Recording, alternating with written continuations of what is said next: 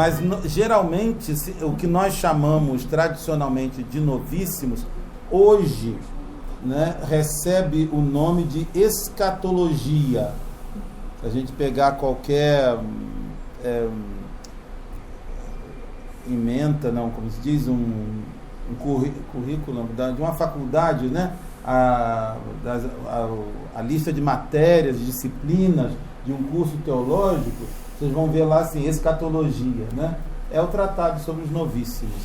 E escatologia é um nome que vem do grego, né? Escata, né? Que seria as coisas últimas, né?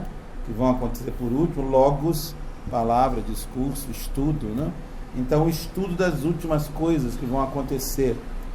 Mas tanto faz, se a gente chama de escatologia ou de novíssimos, ambas denominações vão manifestar o seu sentido como sendo um estudo teológico das realidades últimas, né, da vida cristã. Isto é, as realidades posteriores, vamos dizer assim, a essa vida terrena. Morte, juízo, inferno, paraíso. E por isso é importante a gente considerar, quando começa a falar dos novíssimos, essa dupla referência, né? Ela é essencial para a gente compreender a concepção católica do além, do pós-morte, né? Porque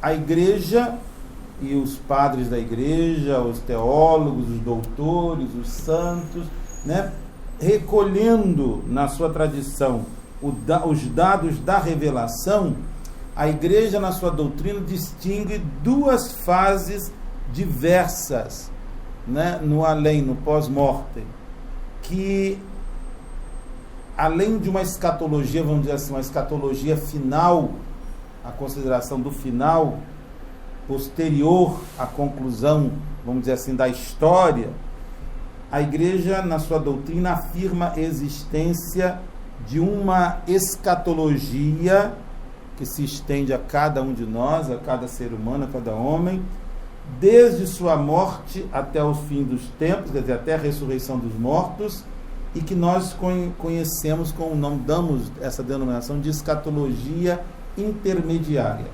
Então, haveria uma escatologia final e uma escatologia intermediária.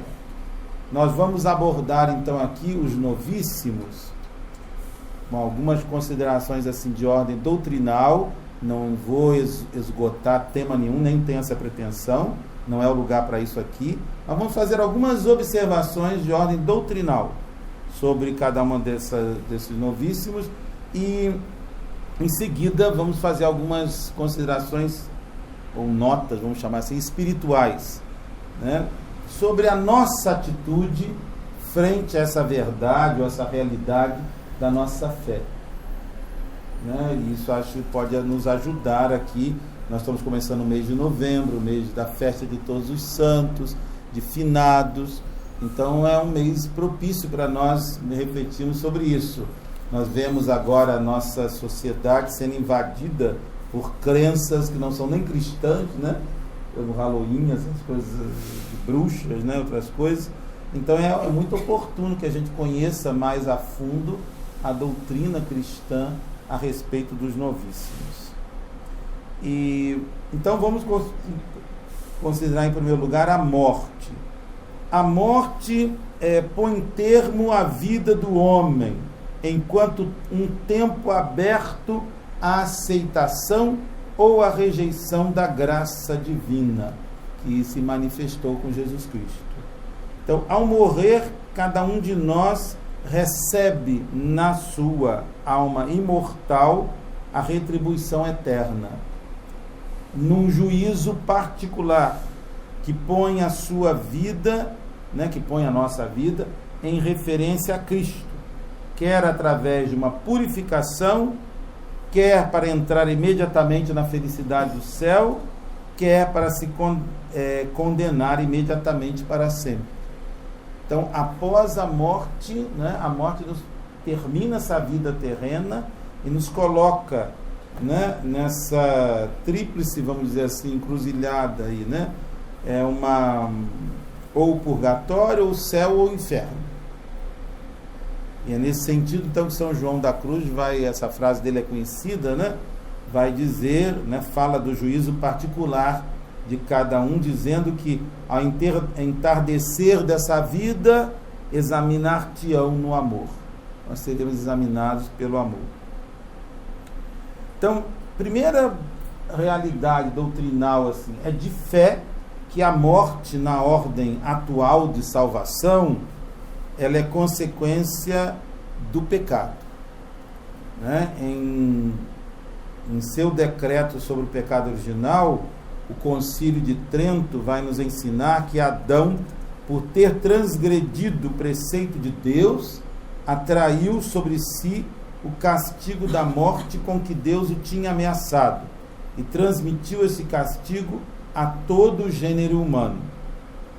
Se alguém não confessar que o primeiro homem, Adão, depois de transgredir o preceito de Deus no paraíso, perdeu imediatamente a santidade e a justiça em que havia sido constituído, e que pela sua prevaricação incorreu na ira e indignação de Deus, e por isso na morte que Deus antes lhe havia ameaçado, e com a morte na escravidão e debaixo do poder daquele que tem o império da morte, isto é, o demônio, e que Adão, por aquela ofensa, foi, segundo o corpo e a alma, mudado para pior, sem não acreditar nisso, seja anatematizado, né? Anátema.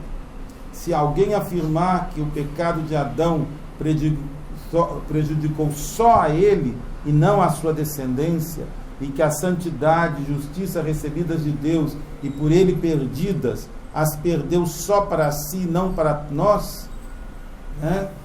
Então, que seja também anatematizado, né? São Paulo vai dizer que por um só homem entrou o pecado no mundo, e pelo pecado a morte, e assim a morte passou para todos os homens, no qual todos pecaram. Nós todos pecamos em Adão, né?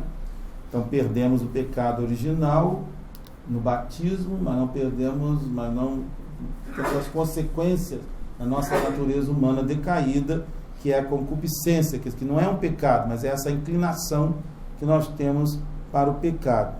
Então, ainda que o ser humano seja mortal pela sua natureza, já que o seu ser está composto por duas partes distintas, nós sabemos pelo testemunho da revelação que Deus tinha dotado o homem no paraíso do dom préternatural da imortalidade corporal. Mas no castigo de ter quebrado a ordem que tinha imposto, né, para o provar, não comer do fruto daquela árvore, o Senhor infligiu-lhe a morte, com que já antes o tinha intimidado, né? Podes comer do fruto de todas as árvores do jardim, mas não da árvore do conhecimento do bem e do mal, porque no dia em que o comeres, certamente morrerás. São Paulo vai ensinar que a morte é o castigo do pecado de Adão. Por isso, ele diz lá, né, na carta aos Romanos, que tal como por um só entrou o pecado no mundo, pelo pecado a morte, assim a morte atingiu todos os homens, uma vez que todos pecaram. Portanto, como pela falta de um só veio a condenação para todos os homens, assim também pela obra de justiça de um só, quer dizer, Jesus, né, veio para todos os homens a justificação, quer dizer, a salvação que dá a vida. E aí São Paulo ainda diz que o salário do pecado é a morte. Então a primeira verdade de fé para nós é isso: a morte é consequência do pecado. Mas o que é a morte? Né? A morte é a separação da alma do corpo.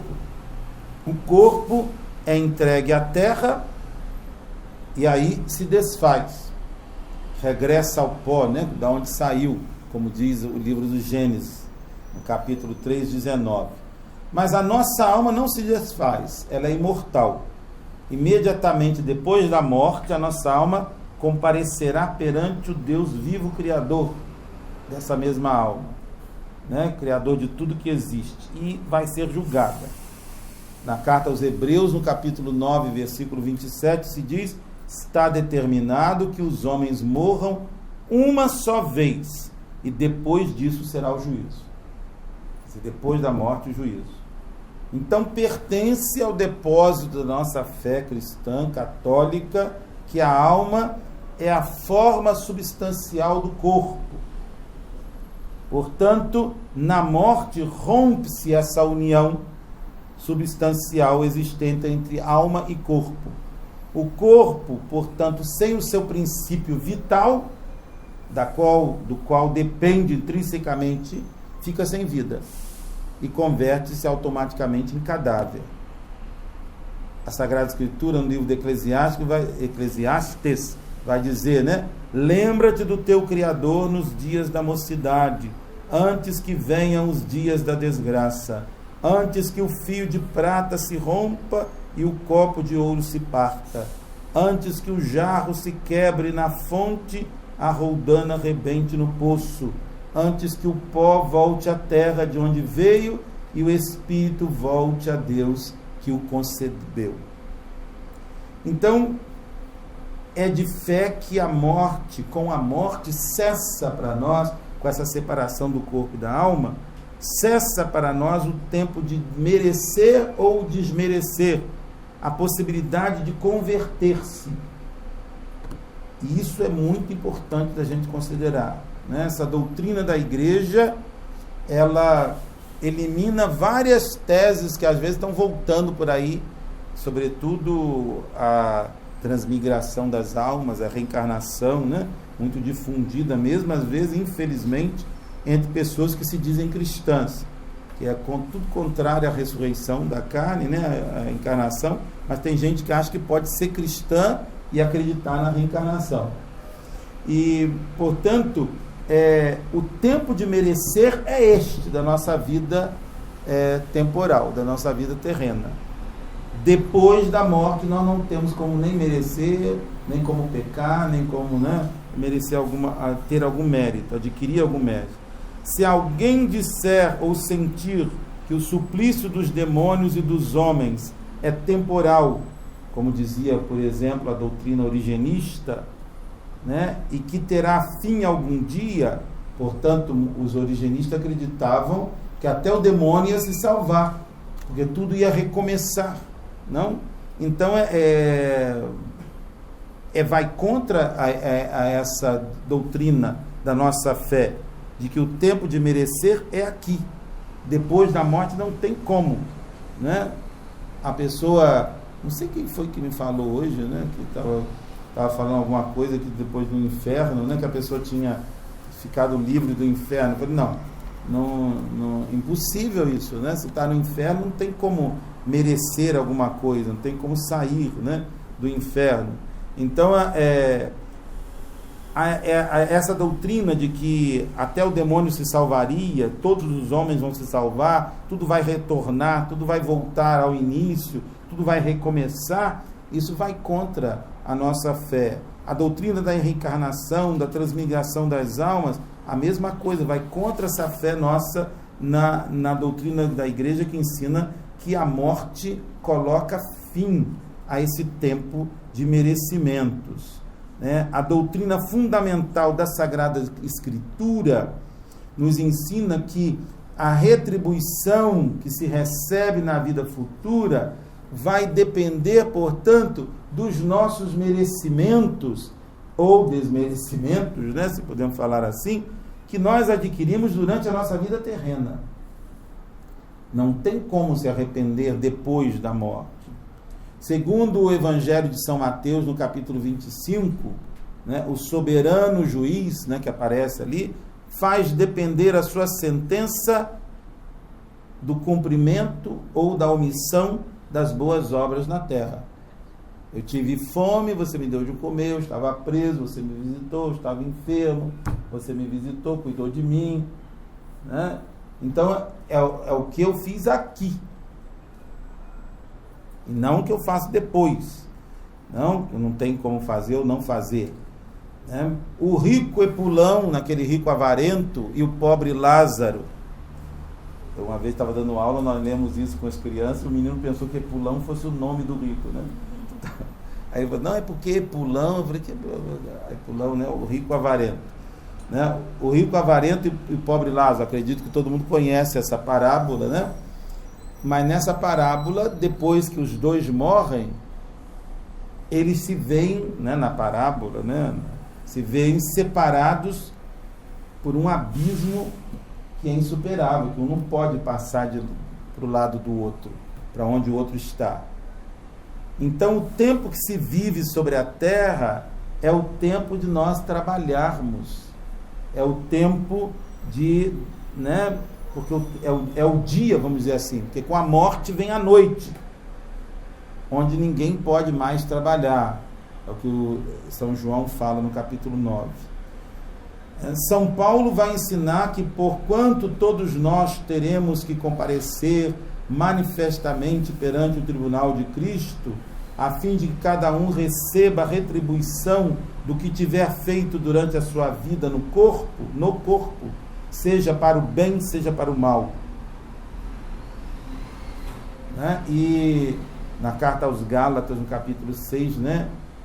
Enquanto temos tempo para fazer alguma coisa, né? O Apocalipse também vai abordar o mesmo assunto. Então, assim, nós teríamos muitos textos aqui da Sagrada Escritura para colocar, mas acredito que esses já sejam suficientes para mostrar como essa verdade da nossa fé, o tempo de merecer, o tempo dos merecimentos é aqui, agora. Assim, com a morte, termina para a alma o tempo de provação, ou o estado de viagem, de viajante, de prova. Né? Ela penetra para sempre no estado final, o eterno, em que ela vai ficar, vai viver, aonde já não pode merecer nem pecar. Com a morte se chega ao estado de término, que permanecerá imutável para toda a eternidade. Mas além da morte, não existe possibilidade de mudar o destino que o homem mereceu ao morrer. Então, quando a gente reza a Ave Maria, a gente deve pedir muito a Nossa Senhora a intercessão dela, né? Por nós, rogai por nós pecadores, agora e na hora da nossa morte.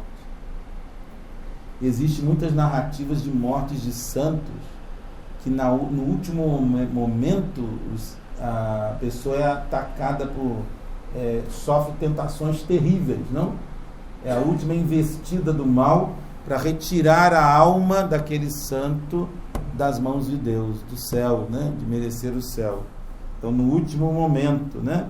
Por isso, antigamente era tão bonito isso, né? Eu lembro que no leito de morte da minha mãe, te rezando as orações, né, da agonia, né? Todos os manuais católicos, livros dos fiéis, tinham lá as orações para acompanhar o parente, o enfermo, na hora da agonia, na hora que está morrendo, né? Rezando, né?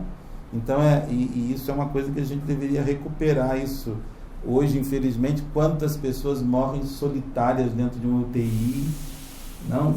Uma vez eu fui dar uma unção dos enfermos, e aí o médico, eu fiquei espantado, só podia fazer uma oração pelos outros enfermos que estão aqui, né, na UTI. Aí eu fui naquela cabine, eu botei a mão em um doente, ele estava completamente gelado, né? Acho que já estava entrando assim em estado de rigidez cadavérica já. E eu falei com o médico, esse homem está morto, já deve estar morto. Aí ele correu lá para ver lá a coisa. Mas quantas pessoas, né, não devem morrer assim fora de casa? Antigamente as pessoas, né, queriam morrer em casa, né, na sua cama, né, junto dos seus parentes, né, em volta, né, da sua família, né? Então, quando nós rezarmos a Ave Maria, a gente deve pedir muito a Nossa Senhora essa intercessão dela por nós na hora da nossa morte. No mosteiro, a gente sempre, o abade, todas as noites, pede a Deus, né, que a gente tenha uma morte santa, pedir a Deus que a gente tenha uma morte santa. Então, Nossa Senhora é a porta do céu, é o refúgio dos pecadores, né? Então, ela se lembrará de nós junto do Filho dela. Santo Afonso Maria de Ligório diz que é impossível que alguém devoto de Nossa Senhora se condene, se procurar obsequiá-la e encomendar-se ao seu patrocínio, à sua proteção. aqueles devotos de Maria, aqueles que devotos com desejo de emendar-se, juntam a fidelidade em obsequiar e encomendar-se à Mãe de Deus. Destes afirmo que, moralmente falando, não é possível que se condenem. E ele acrescenta: ó Virgem bendita, tão impossível é que se salve o que de ti se aparta, como perder-se o que se vale de ti. Quem se afasta de Maria, é quase impossível salvar-se. Quem se junta a ela, se coloca debaixo da sua proteção, é quase impossível que se perca. Portanto, algumas observações que a gente pode fazer a respeito disso. Primeiro, é dever dos familiares fazer tudo quanto é possível e que está ao seu alcance para salvar a alma de um moribundo sob penas de pecado grave ou mesmo mortal. Chamar o padre, para que o enfermo ou moribundo receba a absolvição dos seus pecados, apenas saiba da gravidade da situação daquele enfermo, ainda que não exista uma situação até grave, mas pode haver um perigo de morte próxima, que a pessoa pode... Então, não deixar a pessoa sem assistência do sacerdote. Então, no livro, aquele padre Vilarinho, Caminhos da Vida, ele diz assim: morrerás sem te dares conta, tem gente que diz que eu quero morrer dormindo, para não saber que está morrendo, Então, é uma besteira isso, Então, você vai morrer sem se dar conta? Ele pergunta, Quem são os moribundos inconscientes? Quem são os moribundos inconscientes? Chamo eu assim aqueles desgraçados que, gravemente enfermos, mas enganados pelos seus parentes, ocultam-lhes a gravidade da sua enfermidade e a aproximação do seu fim. Não sabem que vão morrer até que morrem. Nem se dão conta que vão ao juízo de Deus até que estão diante dele. Seus parentes e amigos, seu pai, sua mãe, seus irmãos, cruéis e ímpios, apesar de vê-lo a caminhar para a morte, para não alarmá-lo, não o avisam, nem lhe trazem um sacerdote, nem lhe procuram os últimos sacramentos, nem o avisam que se prepare para morrer. Oh, que terrível desgraça e terrível castigo do justo juiz, que permite que os próprios amigos e parentes sejam cúmplices criminosos da condenação de tantos moribundos. Quem dirá os que se condenaram porque seus parentes não lhes avisaram a tempo que recebessem os sacramentos? Então nós somos culpados, Por outro lado, o próprio doente, sabendo que está em perigo verdadeiramente, de morrer, ele tem, quase como um imperativo da igreja que ele mesmo deve pedir.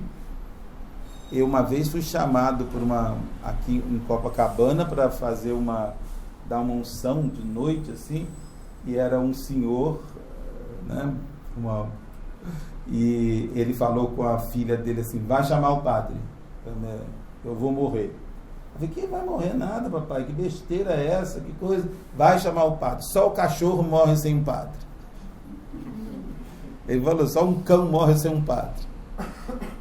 E foi verdade, eu fui dar unção para ele, 2 dias depois ele morreu. Aí fui fazer o enterro no cemitério, então ele pressentiu a morte, e ele mesmo pediu à filha que chamasse o padre. Só um cão. Eu achei engraçado, meu pai mandou chamar o senhor, ele disse: só um cão morre sem o padre. Então o próprio enfermo, ele tem que se preparar para isso. Então nós corremos risco de pecar gravemente, um verdadeiro pecado mortal, se a gente se omitir de ajudar as pessoas, a nossa família sobretudo, que estão precisando dessa assistência, e mover às vezes a pessoa a isso, Uma pergunta também, outra observação que se faz, já me fizeram: como que vão morrer os últimos homens, antes do juízo? Não vão morrer? Ou eles vão morrer, O catecismo nos ensina que não há contradição naquelas palavras de São Paulo na carta aos Tessalonicenses, no capítulo 4, quando ele diz: ressuscitarão primeiro os que morreram em Cristo, depois nós, os que vivemos, os que ficamos, seremos com eles arrebatados por sobre as nuvens para irmos ao encontro de Cristo através dos ares. O protestante gosta muito de falar desse arrebatamento, né? Essa coisa assim. Então, no comentário dessa passagem, o Catecismo cita Santo Ambrósio, que diz assim, né? Nesse arrebatamento sobrevirá a morte. À semelhança de um sono, a alma se desprenderá para voltar ao corpo no mesmo instante. Ao serem arrebatados, morrerão. Chegando, porém, diante do Senhor, novamente receberão suas almas, em virtude da própria presença do Senhor, porquanto não pode haver mortos na companhia do Senhor.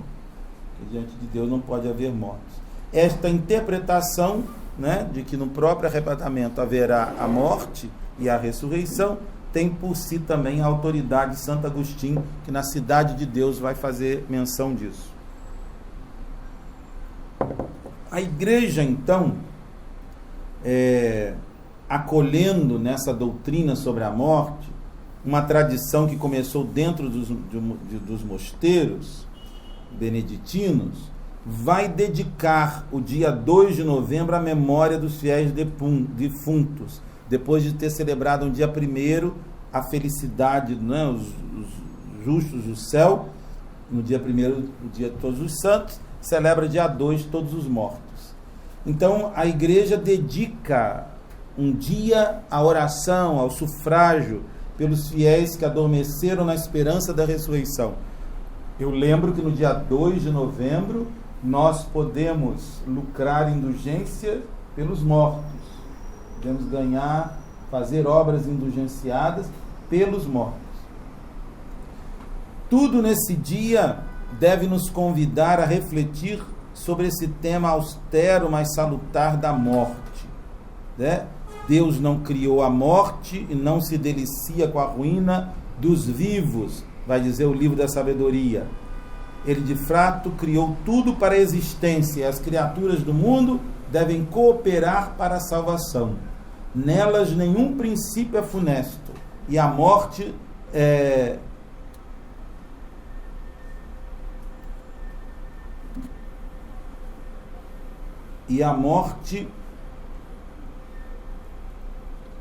agora eu botei uma palavra errada aqui, não reina sobre a terra, porque a justiça é imortal. Ora, Deus criou o homem para a imortalidade e o fez à imagem de sua própria natureza. É por inveja do demônio que a morte entrou no mundo, como nós já falamos aqui do pecado, né?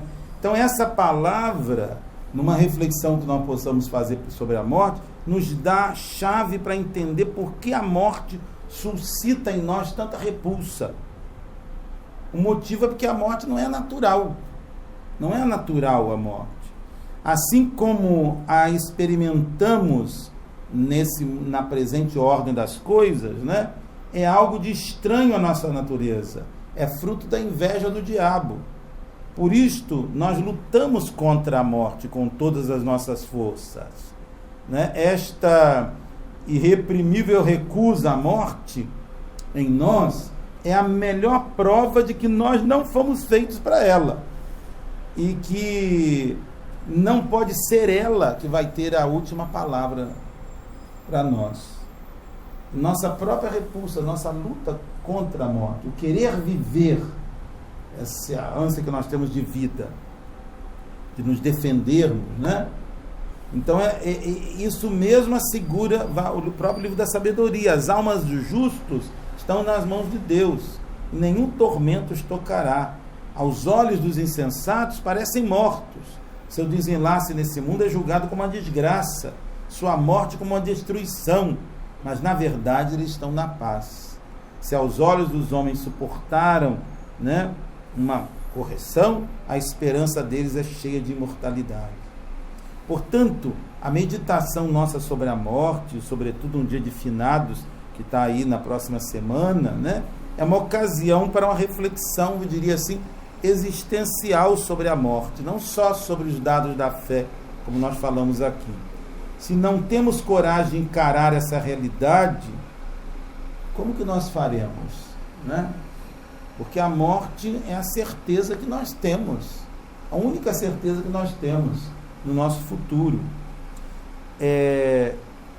Conta-se que, né, isso é contado pelo Cícero, no século I a.C., ele contava uma história que o rei Dionísio de Siracusa, para mostrar, ele tinha um súdito muito bajulador, ficava, né, sempre bajulando ele lá, né, porque queria promoção, né, e, ora, então ele resolveu dar uma lição a esse súdito bajulador, e ele convidou esse súdito chamado Damocles, né, para ver, ele invejava o rei, né, a situação do rei, né, a vida que o rei levava, e ele resolveu mostrar como que era a vida de um rei, né, como vivia um rei. Então ele convidou para a mesa, mas mandou colocar uma espada bem em cima do lugar que ele ia ficar sentado,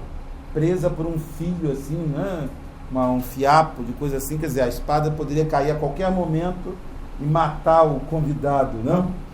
Então, e ele então mandou ele olhar para cima, para ele ver, né, o que estava acima dele lá, e ele ficou trêmulo, apavorado, né, morrendo de medo. E ele falou assim: você está aí com medo? Pois eu vivo assim o dia inteiro, todo dia. Você tem, né, acha que eu vivo uma vida, né, maravilhosa? Pois assim é a vida de um rei. Você está assustado, pálido, né, tremendo? Assim vive o rei Dionísio, né? Assim é que vive o rei, né? Como se tivesse uma espada pendendo dia e noite sobre sua cabeça. Então, nós podemos dizer, aproveitando esse conto, que uma espada, né, também pende sobre a cabeça de todos nós, né? Nenhum de nós está excluído dessa espada que está aí para cair. Só que, né, essa espada que se chama morte é a única certeza que nós temos no nosso futuro. Santo Agostinho vai dizer que quando nasce um homem, podem se levantar muitas hipóteses sobre ele. Vai ser belo, vai ser feio, será rico, será pobre, vai viver muito, vai viver pouco, mas de ninguém se dirá: vai morrer ou não vai morrer? Né? Porque todo mundo sabe que nós vamos morrer. Essa é a certeza absoluta que nós temos do nosso futuro. Então, quando sentimos que alguém está acometido de hidropsia, né, no tempo de Santo Agostinho era a doença, né, Jesus até curou um hidrópico, né, era a doença incurável, nós dizemos: pobrezinho, vai morrer, está condenado, não há remédio para ele. Mas não devemos dizer a mesma coisa de cada homem que nasce? Pobrezinho deve morrer, não há remédio para cada um que nasce? Então, nós podemos falar assim: mas Dom Justino, será que isso não é mórbido, considerar a morte assim? Eu estou a caminho da morte, cada dia que eu vivo eu estou morrendo um pouco, né? Não é uma coisa mórbida refletir assim sobre a morte? Né? Para que necessidade nós temos de botar o dedo nessa ferida? Né? Não é melhor não falar sobre a morte? Vocês vejam que a gente tenta mascarar a morte de todo modo, não? A gente chega no cemitério, vê o caixão todo cheio de flores, né? Hoje em dia tem maquiar, né, o defunto, né? É uma coisa assustadora isso, né? E os italianos falam trucar, né? Tá trucado, né? Tá todo maquiado, né? Eu fui fazer um enterro uma vez, acho que, não sei, tinha excesso de batom na mulher, né? Não sei, mas estava uma coisa horrível aquilo, né? A gente via que estava, muito feio, né? Eu falei assim, era melhor que ficasse ao natural, né? Então fecha o caixão, né? Não quer ver coisa, né? Mas toda pessoa maquiada, toda vermelhinha, né? Aquele de coisa, né? Mas isso é maquiagem mesmo, quer dizer, tá querendo maquiar, tá querendo tornar uma coisa que a pessoa tá com aversão, né? A morte, então enche de flores, põe flores, né? Bota a pessoa toda bonitinha dentro do caixão, né? E é como que para mentir que a pessoa não está morta, né? Para parecer que não está morta, né? Lá em Friburgo, agora por ocasião do segundo centenário da cidade, está no YouTube, vocês podem ver. Tem vários vídeos sobre a cidade de Friburgo e são fotografias que eram costumes os alemães, suíços tirarem com a pessoa recém-falecida, né? O filho, por exemplo, morreu a criança. Então eles vestiam a criança, botavam a bola, a criança morta, né? Aí perto do pai, da mãe, assim, tirar para guardar de recordação da criança, como se a criança estivesse viva, né? Ou então a mãe, né? A pessoa. Alguns tiravam já dentro do caixão mesmo, né? Era uma coisa meio mórbida, né? Coisa mais para tirar foto, mas faziam tudo para parecer que a pessoa estava viva. Então botava a pose, né, da pessoa segurando aquilo. É impressionante, vocês vão ver lá, vocês ficam impressionados com as fotos que tinham, né? Então vocês podem assistir isso. Mas isso é uma maquiagem que se faz, né? Quer ver, fingir que a pessoa não morreu, né? Então o medo da morte é o conflito mais profundo que cada ser humano tem e começa a manifestar-se confusamente logo que a criança chega à idade da razão e da consciência. Eu lembro a primeira vez que eu assisti um enterro. Eu achei muito esquisito, né? Porque botaram, era enterro assim, de enterrar na terra mesmo, né? Aí eu cheguei em casa e comecei a falar com minha mãe, né? Mas aí de repente, mamãe, você também vai morrer? Aí foi a primeira vez que veio na minha cabeça, né, que aquilo era alguma coisa que ia acontecer com todo mundo. E eu comecei a chorar, falando que eu não quero que você morra, né? E minha mãe teve a primeira vez de me explicar para mim que era aquilo, que era uma coisa o fim da vida de todo mundo aqui nessa terra. Mas que aquilo não era o fim para nós, né? Mas você vê, a primeira vez que uma criança se coloca esse problema, é algo que, né, se não houver alguém que possa socorrer esse momento, pode inculcar muita criança, né? Então, até a morte dos animais, né? Uma vez eu teve um pai que foi lá no mosteiro com um filho querendo que eu dissesse que o cachorro do garoto ia para o céu. Porque queria que eu dissesse que o cachorro ia para o céu. Para o garoto, para consolar o menino que estava chorando, não conseguia ficar parado, e o pai não sabia o que fazer. Né? Então, esse medo da morte é um conflito muito profundo.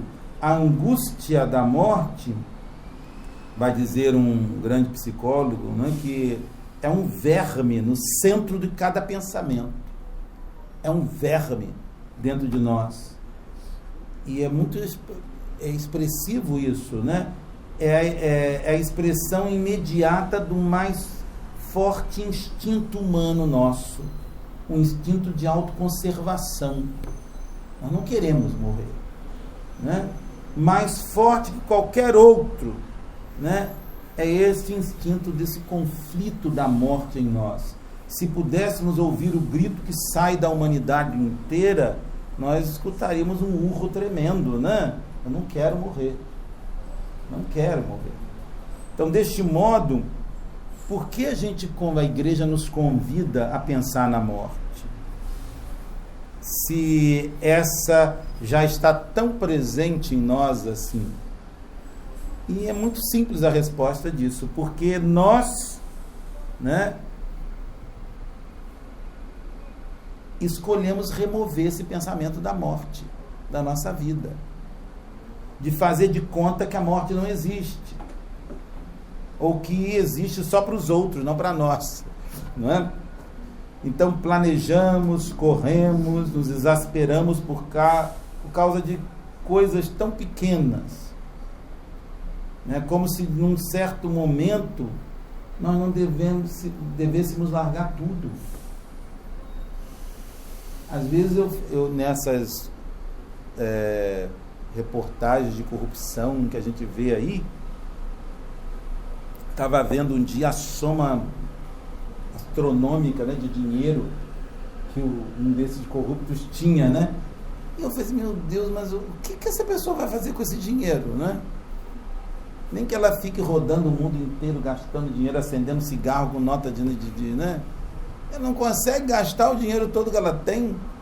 E se ela morre, que amanhã deixa para quem? Os outros vão usar o dinheiro que ela juntou, né? Ela juntou roubando, né? Mas juntou, né?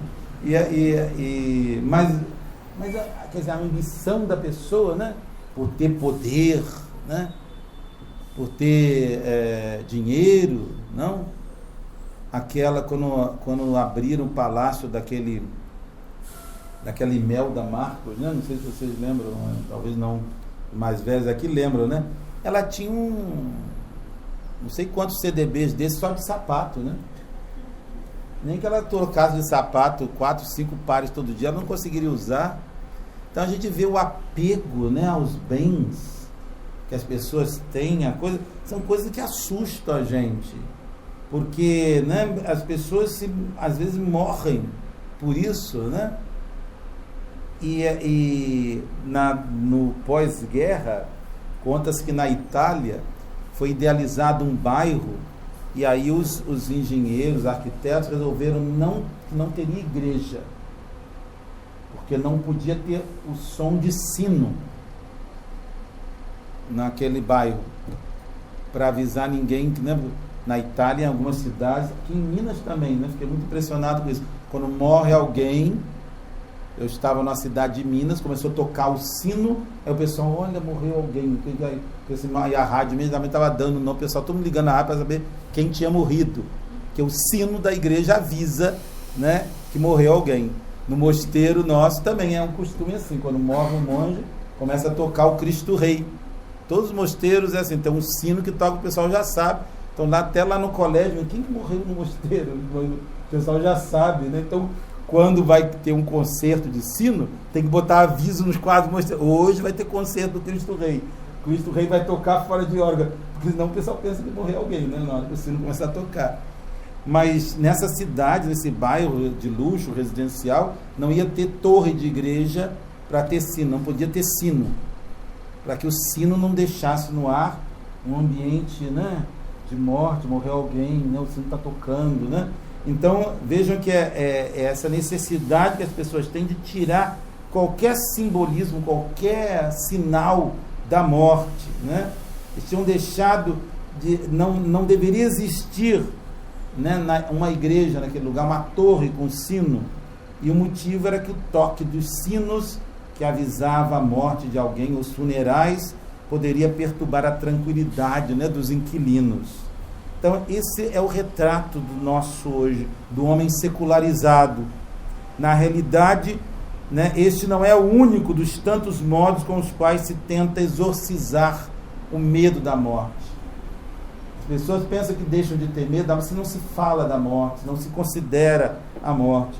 Os antigos filósofos tentaram explicar a morte. Epicuro, né, afirmou que a morte é um falso problema, que ele dizia assim, olha, quando nós existimos, a morte ainda não existe. Quando nós não existimos, quando a morte existe, somos nós que não existimos mais. Então é um falso problema, não tem problema, não tem que pensar na morte. Não existe esse problema da morte, né? Evidente que isso é falso, né? Também o marxismo, né? A filosofia marxista tentou eliminar o problema da morte, porque vai falar, a morte é própria das pessoas, né? E a verdadeira filosofia marxista demonstra que não se deve levar em conta a pessoa humana, mas é a sociedade, né? A espécie humana não morre. O homem sobrevive na sociedade. Você sobrevive na sociedade que você ajudou a construir. Então, o marxismo acabou e o problema da morte continua, né? Pelo menos em muitos sentidos, né? Terminou, né, essa influência dele. Mas antes mesmo, né, da corrida armamentista, dos mercados mundiais, o comunismo já havia perdido a sua batalha nos corações dos homens. Não soube fazer algo para enfrentar a morte. a não ser construir mausoléu para Lenin, para Stalin, né? Se eles souberem fazer, né? Construir, que agora não sabem o que fazem, né? Não sei se vocês assistiram aí a retirada dos restos mortais, né, do Franco, lá do Vale de los Caídos, né? Vale de los Caídos é um mosteiro beneditino, né? Eu convivi muito com um monge de lá, desse mosteiro. Mas que coisa triste, né? A vingança, né, desse pessoal de esquerda, né? É o desejo de vingança, né, que eles têm, né? Então nem um morto eles querem deixar em paz, né? Mas enfim, espero que eles façam a mesma coisa com Che Guevara, com os mausoléus que estão dos comunistas, marxistas por aí, que mataram milhões de pessoas, né? Vamos ver se eles vão fazer isso também, né? Com Fidel Castro, com outros, né? Seria uma coisa muito boa, né? Mas esses têm que ter monumentos grandes, né? Importantes aí. E são pais da pátria, né? E outras coisas mais, né? Mas enfim, a morte você sobrevive na sociedade que você ajudou a construir, né? Então os homens não param então de querer, né, buscar remédios contra essa angústia que a morte nos causa. Até no Antigo Testamento nós vemos, né? Você vai sobreviver nos seus filhos, né? Você vai continuar na sua família, nos seus netos, né? Nos seus pósteros, né? Na fama que você deixar, nos livros que você escrever, você vai sobreviver aí nos livros, né? Horácio dizia: não morrerei completamente, né? Non omnis moria, né? Erguerei um monumento mais duradouro que o bronze. Eu vou sobreviver nos meus escritos. Então isso é tudo paliativo, né? Nos nossos dias tem se desenvolvido um novo pseudo-remédio, que é a reencarnação, a doutrina da reencarnação, né? Mas nós sabemos que isso é uma doutrina contrária à nossa fé. Então eu pergunto, para que serve a gente pensar na morte? Para que pensar na morte? É mesmo necessário pensar na morte? Como São Bento aconselha, ter a morte todos os dias diante de si? Né? Sim, é útil, eu diria mesmo, é necessário, porque serve, antes de tudo, para que nós nos preparemos para morrer bem. Deveríamos pedir sempre a Deus isso na nossa oração, ter uma morte santa, morrer bem, morrer conscientes, né? O galho que pende de uma árvore, uma vez cortado, cairá. Mas pensar na morte serve também e mais para viver bem. Viver bem, com mais calma, com mais sabedoria, né? O Salmo 89 diz: ensinai-nos a contar os nossos dias, para que nós possamos obter a sabedoria do coração. Não existe nada melhor do que colocar-se nesse prisma, nesse horizonte da morte, para que nós possamos daí então ver o mundo, ver, olhar, enxergar a vida. Há angústias pelos problemas, dificuldades, contrastes na nossa vida. Vamos nos colocar então nesse ponto de observação estratégico, olhar estas coisas como nos aparecem naquele momento da morte, e veremos como as coisas ganharão uma dimensão totalmente nova. Olhar a minha riqueza, olhar a minha beleza, olhar a minha fama, olhar o meu poder, olhar aquilo que eu penso que me faz, que eu sou,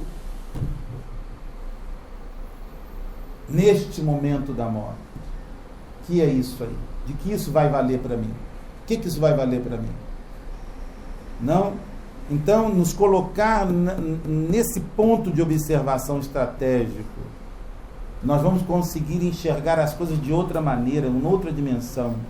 Quando se vê a partir da morte, não se cai na depressão, né? Não se cai na inatividade. Ao contrário, se faz mais e melhor todas as coisas, porque se vê as coisas com o sentido verdadeiro que elas têm. Foi São Carlos Borromeu, né, que perguntaram: se o senhor soubesse que ia morrer daqui a uma hora, o que o senhor faria? Assim, eu continuaria fazendo o que eu estou fazendo, só que eu procuraria fazer melhor. Né? Eu faria o que eu estou fazendo. É isso.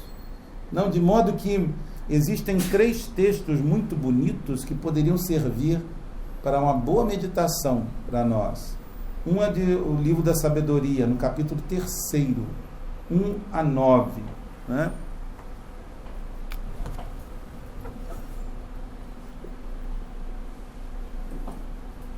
Esse texto é um modelo de imortalidade diverso desse que falamos, porque ela é vista aí como um dom de Deus que já durante a vida terrena os justos sentem os efeitos fecundando, né, a pessoa deles e o modo de viver deles. Ainda que o caminho dessa vida contemple o sofrimento, a provação, a escuridão, mas eles estão em paz, porque o itinerário terreno deles tem como horizonte Deus. A vida do justo está nas mãos de Deus. Então é um texto muito bonito, que infunde muita confiança em nós. Outro texto muito bonito, que fala da Jerusalém Celeste, é o capítulo 21 do livro do Apocalipse. Os versículos de 1 a 5, até o versículo 7. Que aparece aquela imagem da Jerusalém Celeste, que é a imagem da esperança cristã, né? A esperança cristã nas perseguições, nos desastres da história. Muito útil para nós hoje essa esperança, né? E é um apelo à fortaleza, um apelo à confiança, à paciência, né? A meta para a qual a igreja terrena anda é a de um novo mundo, né? Onde o mar, que é visto aí como símbolo do mal, o mar é o caos habitado pelos monstros, né? O símbolo do nada, foi subjugado definitivamente. E o centro desse novo céu, nova terra, que está aí a Jerusalém, né? É a esposa amada, a morada de Deus conosco, onde Deus é verdadeiramente aquele que vive conosco, junto de nós. É o lugar da felicidade, onde luto, lágrima, morte não existem mais. Aí poderemos, né, matar a nossa sede na fonte da vida que nos saciará para sempre. Essa é a casa onde todos somos filhos do mesmo Pai. Esta é a cidade que, né, que já está edificada e vai aparecer na sua plenitude para ser habitada por nós, por aqueles que quiserem viver, né, junto do Cordeiro. E o texto também muito bonito de São Mateus, no capítulo 5 de São Mateus, né, nos versículos 1 a 12. Todo mundo já conhece aqui, que é o texto das bem-aventuranças, né? Não é o texto das felicidades, não, tá? Tem umas traduções aí que fazem felizes, né? Da Irineu, não, texto das felicidades, né? O pessoal quer, até as bem-aventuranças, o pessoal quer mascarar. A bem-aventurança é a felicidade do céu, não é a felicidade dessa terra. Mas é bonito que na bem-aventurança Jesus já diz que nós somos bem-aventurados aqui, se estamos chorando, se estamos sendo perseguidos, se somos pobres em espírito, desapegados dos bens desse mundo. Então é a página mais alta e fundamental da esperança cristã, são essas bem-aventuranças, né? No mundo, né, que muitas pessoas, né, estão à margem desses bens que Deus nos promete. Muitas pessoas sofrem nesse mundo, mas é um sofrimento inútil, é um sofrimento que não salva. Então é preciso que nós conheçamos esse caminho das bem-aventuranças, esse caminho terreno, cheio às vezes de humilhação, para nós que escolhemos a Deus, a igreja que Jesus fundou, né? Sofrer pela verdade, como os mártires sofreram, como tantos santos, como tantos homens e mulheres, né? tiveram que aguentar tantas coisas para que continuassem fiéis a Deus, né? Nós somos herdeiros dessa visão de Deus, porque escolhemos esse programa, né, das bem-aventuranças, ser construtor de paz, ser manso e humilde de coração, ser puro de coração, ser desapegado dos bens desse mundo. Então, né, a gente pede a Nossa Senhora, ela que é mãe de misericórdia, que ela volva para nós, né, o seu olhar, né, seja para nós um auxílio, nos mostre, como nós pedimos na Salve Rainha, né, o fruto bendito do ventre dela, que é Jesus, né, que ela ore por nós, né, agora e na hora da nossa morte. De modo que esse pensamento da morte, essa reflexão sobre a morte, é muito necessário para nós. Quem sabe o dia 2 agora de novembro não pode ser um dia para a gente fazer uma boa reflexão sobre isso. O segundo novíssimo é o juízo, né? E em 2 ocasiões nós teremos que comparecer na presença do Senhor para dar conta de todos os nossos pensamentos, ações, palavras, né? Para aceitar finalmente a sentença do nosso juiz, né? A primeira ocasião é o momento em que cada um de nós deixa esse mundo, como nós já falamos aqui. A alma é levada, né, ao tribunal de Deus, onde se examina com a máxima justeza tudo o que o homem jamais, né, fez, disse, pensou em sua vida. É o que nós chamamos isso de juízo particular. E a segunda ocasião, é o que nós chamamos de juízo universal, né? É que todos teremos que comparecer juntos perante o tribunal desse nosso juiz, que é o nosso Deus, que é o Cristo, para que na presença de todos os homens, de todos os séculos, cada um venha saber a sentença que a seu respeito foi lavrada. Para os ímpios, né, e malvados, como se diz, essa declaração de sentença não constituirá a menor parte de suas penas e castigos, ao passo que os virtuosos e justos nela terão uma boa parte de sua alegria. Que nesse dia, em conjunto, serão declarados, né, universalmente o nosso destino eterno. Naquele instante será revelado o que foi cada pessoa durante a sua vida mortal. Então esse é o juízo universal.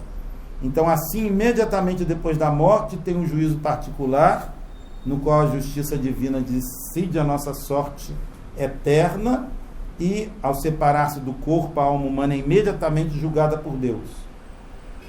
E a teologia da libertação começou com esse negócio de missa da ressurreição, né? Porque justamente começou a negar isso, né? Que a pessoa, como que a ressurreição era imediatamente após a morte. Por isso a missa que celebrava de 7º dia, 30º, é missa da ressurreição, né? Então até lá no mosteiro fizeram um folhetim da missa da esperança, né? Então, para tentar acabar, todo mundo ficava assim, até anúncio de jornal trazia missa da ressurreição. A pessoa já ressuscitou, né? Não, né? A doutrina do juízo particular, ela é pressuposta do dogma de que as almas dos defuntos vão imediatamente depois da morte ao céu ou ao inferno, ou então ao purgatório.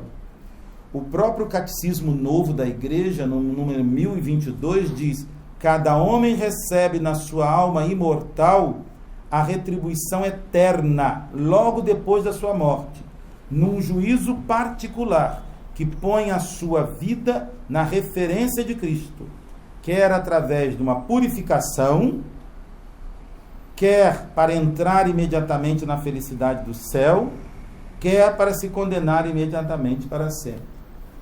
Poderia ser mais explícita, né, a menção do purgatório, né, porque fica uma coisa assim, né, por uma purificação, né, fala assim, né, é o purgatório, ou o céu ou o inferno. Mas a Sagrada Escritura não deixa dúvida para nós, né, ela nos fornece testemunhos sobre o juízo particular, porque o Catecismo de Trento, o romano, né, que fala isso, pois vai ensinar que as almas dos defuntos recebem a sua recompensa, o seu castigo, imediatamente depois da morte. Então, o pobre Lázaro é levado ao seio de Abraão imediatamente depois de sua morte, enquanto que o rico avarento é entregue também imediatamente aos tormentos do inferno. Nosso Senhor, morrendo na cruz, vai dizer o que para o ladrão? Hoje estarás comigo no paraíso. Então, Judas, como que o Atos dos Apóstolos descreve a danação de Judas? Foi ao lugar que lhe correspondia. Foi ao lugar que lhe respondia.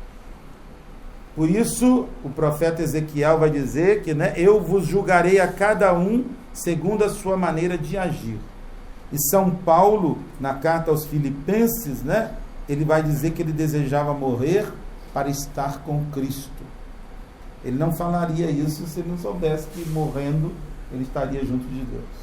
Então, em substância, o juízo consiste em quê? Na apreciação dos méritos ou na falta desses méritos contraídos durante a vida terrestre, em virtude dos quais o nosso Supremo Juiz vai pronunciar a sentença que decide o nosso destino eterno.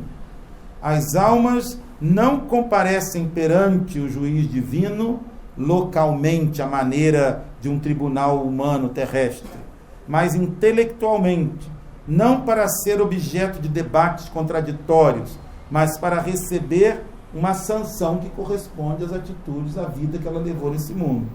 Então, não fiquemos pensando que vai haver assim, juízo de discussões, Nós vamos alterar, mas Jesus, eu não fiz isso, eu não sei, eu não sabia que era você, Não vai ter esse tipo de juízo, Mas vai ser um juízo de retribuição. O Deus vivo que dá a consciência clara a cada um de nós dos méritos ou deméritos nossos. Da mesma forma, a sentença vai ser interior, de forma que fica impressa na nossa inteligência. Ir ao tribunal diante de Deus significa que a alma reconhece interiormente diante de Deus o que ela é, o que ela vale, o que ela fez, o que ela usou, bem ou mal. E a isso se segue a sorte que ela tem, a sorte eterna. Então, alguns podem perguntar, mas por que falar de juízo particular, mas por que além do juízo particular que vai ter para cada um, a gente ainda vai ter um juízo final? Já não está decidido tudo? Mas a necessidade do juízo final é uma necessidade de justiça. Em primeiro lugar, até para abrir as consciências de todos, Porque os mortos deixam filhos que imitam os pais, parentes e discípulos, que seguem e propagam seus exemplos em palavras e obras. O rico não falou lá na parábola, manda Lázaro lá, fala, eu tenho outros irmãos, manda ele lá avisar para eles mudarem de vida, senão eles vão vir para esse lugar horrível que eu estou. Aí aquela parábola é muito bonita, porque eles têm Moisés, é só seguir a lei de Moisés que eles vão se salvar. Não, mas se um morto for lá, eles vão ficar assustados, e vão acreditar. E não, nem que o morto ressuscite, quer dizer, Jesus ressuscitou e eles não acreditaram em Jesus. Eles vão acreditar, Então, abrir as consciências das pessoas. Então, as pessoas devem, por isso a gente tem que pregar sobre isso. Os padres não pregam mais, não é para meter medo nas pessoas, não, mas para mostrar justamente quais as consequências das nossas ações, das nossas omissões aqui nesse mundo, Então, em primeiro lugar para isso. Depois, para que o juízo final reabilitará os justos. É um motivo importantíssimo. Muitas vezes, os justos são lesados em sua reputação, porque os ímpios passam por grandes virtuosos, e os homens que foram bons, que fizeram viveram a vida de união com Deus, nem são conhecidos por ninguém. Então a justiça divina pede, né, numa convocação pública, como vai ser o juízo final, que todos os homens, né, e todos os justos possam recuperar de verdade a sua fama, né, que aos olhos desse mundo lhes foi roubada. Nesse dia aparecerá cada um de verdade, né, como é. Depois, o próprio corpo nosso, que nesse juízo, né, vai ter também a ressurreição da carne, do nosso corpo. Então, tudo que nós fizemos de bom ou de mal nessa vida, foi feito com o nosso corpo. E daí decorre necessariamente que as boas ou más ações praticadas devem atribuir-se também ao nosso corpo, né, que foram instrumentos, né, para isso. Então, portanto, é conveniente que os corpos partilhem com as almas dos prêmios da eterna glória ou dos suplícios eternos, conforme mereçam ou não. E isso não poderia efetuar-se sem a ressurreição de todos os homens e sem um julgamento universal. Há também esse julgamento para justificar a providência de Deus, como também a fortuna e a desgraça não fazem escolha entre bons e maus, era necessário provar que tudo é dirigido e governado pela infinita sabedoria e justiça de Deus. Convém, portanto, né, só reservar prêmios aos bons e castigos aos maus na vida futura, mas também falar isso em público, universalmente, que torne claro e evidente a todos os homens, né, os prêmios e os castigos de cada um. Desta forma, todos renderão louvor a Deus pela justiça e providência de Deus, e não pensar que Deus abandonou todo mundo, como muita gente pensa, né? Nesse dia nós vamos ver como a providência de Deus nos acolheu, nos protegeu, esteve junto de nós. O juízo, a existência do juízo final também deve alentar os bons e aterrorizar os maus. Eu fui uma vez dar uma unção dos enfermos por um homem que foi muito poderoso, né? E político, não? E ele chorava muito, né? E uma das coisas mais difíceis para mim foi justamente conversar com ele, falando sobre a confiança e a misericórdia de Deus, né? Mas queira Deus que fossem verdadeiramente a lágrima de arrependimento, né? Mas pelo menos ele teve a chance, né, de ter esse arrependimento, de ter o padre ali do lado dele, né? Mas isso é muito importante, a pessoa ter a consciência do castigo ou do prêmio eterno. Pode ser a salvação da vida de uma pessoa, pode ser a salvação da vida de uma pessoa, né? Então não é uma questão de medo, não, é questão de confiança em Deus, de esperança, né? Muitas vezes a pessoa fala, nossa, tanto sofrimento, né? Tantos anos em cima da cama. Não será esse o sofrimento, né? Essa doença, isso que veio para a salvação dessa pessoa? No dia do juízo final, nós vamos dar glórias a Deus e acreditar que a providência de Deus até mesmo se aproveitou até do nosso sofrimento, né, para nos salvar, né? Então tudo Deus fez para nos salvar, né? Então o juízo final vai ser esse dia de colocar as claras, né? E eu diria uma coisa, uma curiosidade espiritual, vamos dizer assim, né, se a gente pode falar isso, mas no catecismo tem isso para nós hoje, né? Não estou querendo ser apocalíptico aqui não, como se diz, né? Mas são os sinais que precedem esse juízo de Deus. No catecismo antigo se diria que as escrituras enumeram 3 sinais do juízo de Deus: a pregação do evangelho pelo mundo inteiro, a apostasia e o anticristo. Nosso Senhor disse que será pregado este evangelho do reino por todo o mundo, para servir de testemunho a todos os povos, e depois há de vir a consumação. São Mateus, capítulo 24, versículo 14. São palavras do próprio Cristo. E na primeira carta aos Tessalonicenses 2:2, São Paulo nos adverte que ninguém se iluda, como se o dia do Senhor esteja vizinho. Né? Porquanto não se fará o juízo sem que venha antes a apostasia e tenha aparecido o homem do pecado. E nós estamos assim assistindo hoje, né, uma verdadeira apostasia. Não. Então, o homem do pecado, né? 2 Tessalonicenses 2:3.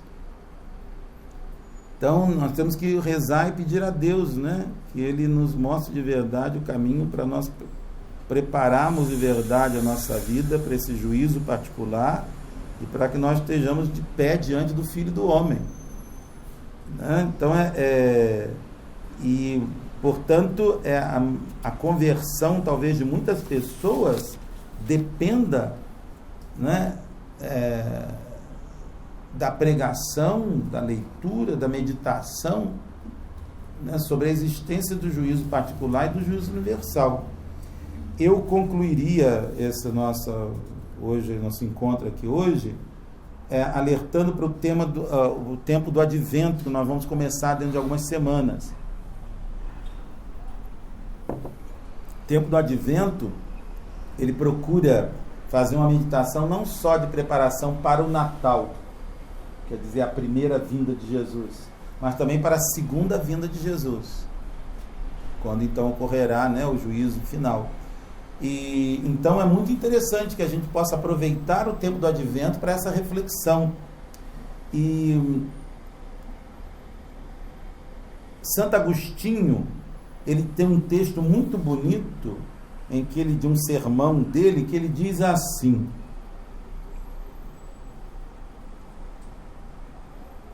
que no primeiro advento Nosso Senhor veio oculto para ser julgado. No segundo advento ele virá manifesto para julgar. Ele veio oculto na criancinha e foi julgado, né? No segundo ele virá às claras e virá ele para julgar, né? E aí ele diz assim: quando foi julgado, calou-se, e do seu silêncio havia predito o profeta. Como um cordeiro foi conduzido ao matadouro, como uma ovelha que permanece muda na presença dos seus tosquiadores, ele não abriu a boca. Mas o nosso Deus vem manifesto e não se calará. Quando vier para julgar, ele não se calará, como quando veio para ser julgado. Desde agora não se cala, se há quem o escute. Mas foi dito, não se calará, quando então mesmo os que agora o desprezam reconhecerão a sua voz. Agora, quando se declaram os preceitos de Deus, alguns chegam a rir. Como não se mostra ainda o que Deus prometeu, nem se vê o cumprimento de suas promessas, eles riem dos seus preceitos. Por ora, com efeito, a felicidade dita deste mundo, também os maus a têm. E a infelicidade dita deste mundo, também os bons a possuem. Os homens que creem nas realidades presentes, mas não nas futuras, observam que os bens e os males do século presente cabem indistintamente aos bons e aos maus. E dizem em seu coração que Deus não se ocupa das coisas humanas e nos deixou completamente abandonados ao acaso no fundo deste mundo, privados de qualquer providência. Por isso se instala neles o desprezo pelos preceitos, porque não veem a manifestação do juízo. Esse é o engano que os maus vivem, que os corruptos vivem, que os que riem de Deus vivem, aqueles que riem da nossa fé, a gente que nos taxa de loucos, de doidos, de fanáticos, né? E de outras coisas piores, né? Porque eles não veem a manifestação do juízo. No juízo final, tudo isso virá às claras. E aí eles vão ver de quem eles riram, do que eles riram. E aí eles vão chorar porque riram. Devemos, portanto, estar vigilantes. É necessário manter uma atenção constante, a fim de que as preocupações terrenas e as cadeias do pecado não nos impeçam de reconhecer e de acolher o Senhor que vem. E a propósito disso, né, eu termino com as palavras de um abade beneditino, São Pascásio Radberto. Ele diz o seguinte: convém a cada um deixar este mundo no estado em que será julgado no último dia. Deixar esse mundo no estado em que será julgado no último dia. Todo homem deve, portanto, vigiar para não ser seduzido e esforçar-se continuamente para que o dia da vinda do Senhor não o encontre despreparado. Pois se encontrará despreparado naquele dia quem se encontrar despreparado no último dia de sua vida. Devemos sempre observar o duplo advento de Cristo. Um, quando ele vier para prestarmos conta de tudo que fizemos. Outro, a cada dia, quando visita nossas consciências e vem a nós, para que, quando vier, nos encontre preparados. Que me adianta conhecer o dia do juízo, se estou consciente de tantos pecados? Saber que o Senhor vem, ou quando vem, sem que antes venha a minha alma e retorne ao meu espírito? Quer dizer, no estado de graça, né?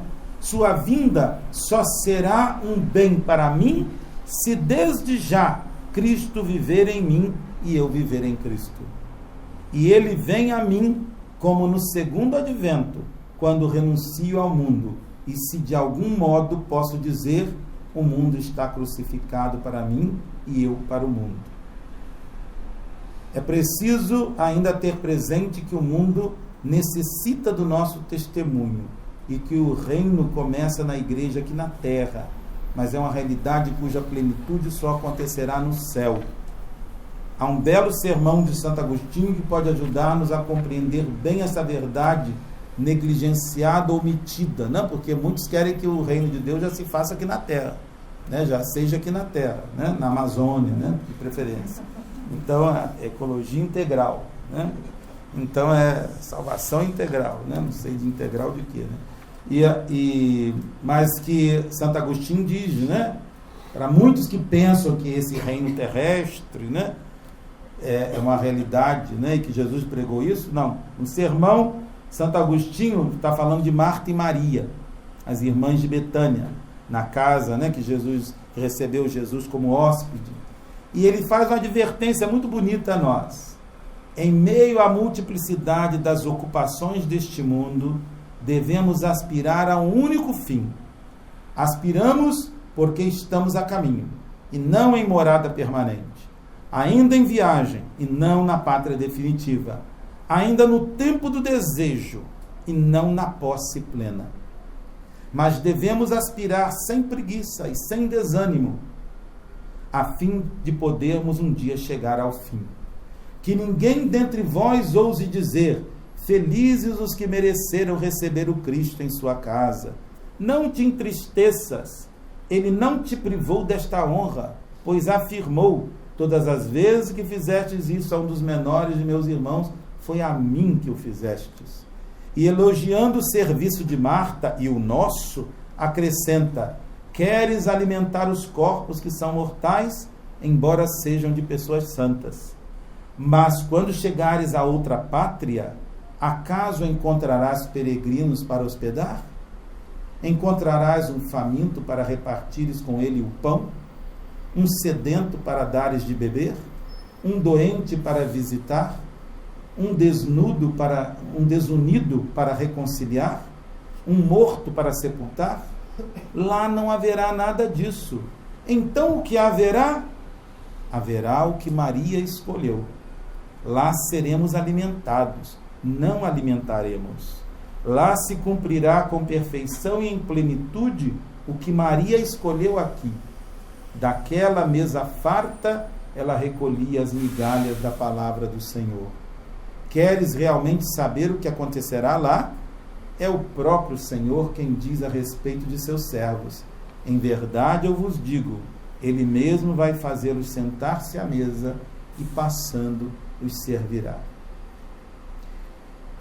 Meus caros, essa impressionante verdade, né, da nossa fé, por trás de meia dúzia de dezenas de anos que nós vivemos aqui, né, nesse mundo, há uma eternidade formidável, imensa, né? Já não existe retorno para nós. Nós estamos a caminho, né, a essa felicidade em Deus. É a nossa vocação. Nós fomos feitos para o céu.